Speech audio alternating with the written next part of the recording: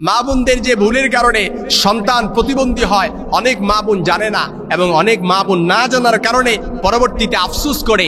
আমার মা বোনদেরকে বুঝতে হবে, তাদেরকে এটা জানা অত্যাবশ্যক এবং জরুরি।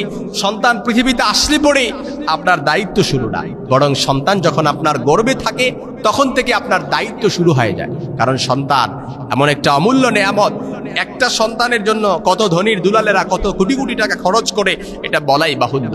এজন্য ওয়ালা তুলকু বিআইদিকুম ইলা তাহলুকা, তোমরা নিজেদের দ্বারা, তোমরা তোমাদের হাত দ্বারা নিজেদেরকে ধ্বংস করে দিও না। এজন্য আমার মা বোনরা সবসময় মনে রাখবেন, সন্তান প্রতিবন্ধী হয় অনেক মা বোনদের ভুলের কারণে।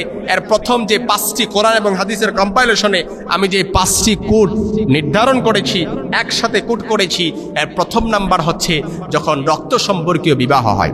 অনেক আছে দেখবেন, শুনতে খারাপ লাগলে এটাই সত্যি, অনেকে আছে দেখবেন নিজের চাচাতো ফুফাতো ভাই বোন একসাথে বিয়ে হয়, খালাতো মামাতো এগুলো বিয়ে হয়। এটা বিয়ে না জায়েজ আমি বলছি না, অবশ্যই জায়েজ, তবে সবার দ্বারা সবার ক্ষেত্রে প্রবলেমটা হয় না।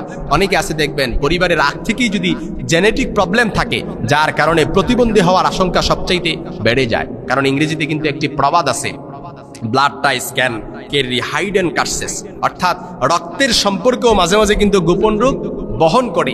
এজন্য অনেক মা বোনরা এক্ষেত্রে, অবশ্যই অভিভাবকরা এক্ষেত্রে সতর্ক থাকতে হবে। পরিবারের যদি আগ থেকে জেনেটিক প্রবলেম থাকে, তাহলে যার কারণে এগুলোর কারণেও দেখবেন অনেক সময় সন্তান প্রতিবন্ধী হওয়ার সম্ভাবনা থাকে। তবে এর কারণেই যে হবে এটা আবার ধরে নেওয়া যাবে না। 2 নাম্বার, অনেকে দেখবেন অনেক মা বোনরা গর্ভাবস্থায় হারাম কাজ করে।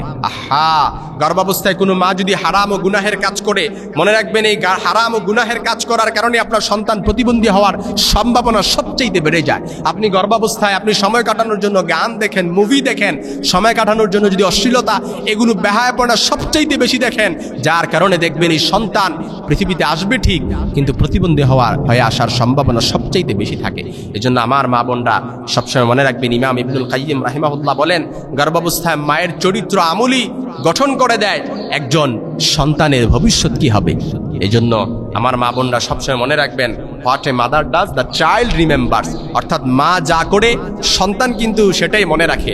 এজন্য গর্ভাবস্থায় আপনি কি কি কাজ করছেন এগুলো কিন্তু আপনার সন্তান মনে রাখবে, এগুলো কিন্তু আপনার সন্তানের প্রতিও প্রভাব পড়বে। এজন্য আমার মা বোনরা মনে রাখতে হবে যে এই কাজগুলো করার কারণে 3 নাম্বার যেটা করার কারণে সন্তান প্রতিবন্ধী হওয়ার সম্ভাবনা থাকে, সেটা হচ্ছে আল্লাহকে ভুলে গিয়ে নামাজ না পড়ে বেশি বেশি করে আল্লাহর নাফরমানি যদি করে থাকেন। মনে রাখবেন, সন্তান গর্ভাবস্থায় আসছে ঠিক, কিন্তু নামাজ পড়া ছেড়ে দিয়েছেন, আল্লাহকে ভুলে গেছেন। এগুলো করার কারণে এই মা বাবার গুনাহের কারণেও কিন্তু সন্তানের উপর প্রভাব পড়ে। ইমাম গাজ্জালী রাহিমাহুল্লাহর কথা, মা বাবা যেই গুনাহ করবে এটা সন্তানের উপর প্রভাব পড়বে, মা বাবা যেই কাজ করবে এটা সন্তানের উপর প্রভাব পড়বে। এই জন্য মনে রাখবেন, যে গর্বে নামাজ নেই, কোরআন তেলাওয়াত নেই, সেখানে বরকত কমে যায়, নূর কমে যায়। এই জন্য সন্তানকে যদি আল্লাহওয়ালা বানাতে চান, সন্তানকে যদি নৈতিকতার শিক্ষায় শিক্ষিত করতে চান, কিংবা আপনি যদি চান আপনার সন্তানটা একটা নৈতিকবান অর্থাৎ একটা সৎ সন্তান হোক, কিংবা সুন্দর এবং গঠন সব দিক দিয়ে একটা সুস্থ সবল সন্তান যেন আল্লাহ তাআলা দান করেন, এই জন্য অবশ্যই আল্লাহকে ভুলে গেলে চলবে না। নামাজ, কোরআন তেলাওয়াত বেশি বেশি করতে হবে। 4 নাম্বারে হচ্ছে রক্ত সম্পর্ক, অর্থাৎ গর্ভাবস্থায় হারাম খাবার ও সন্দেহজনক খাদ্য গ্রহণ করা। অনেক মা বোন আছে, অনেক পরিবারে আছে হারাম ইনকাম করে।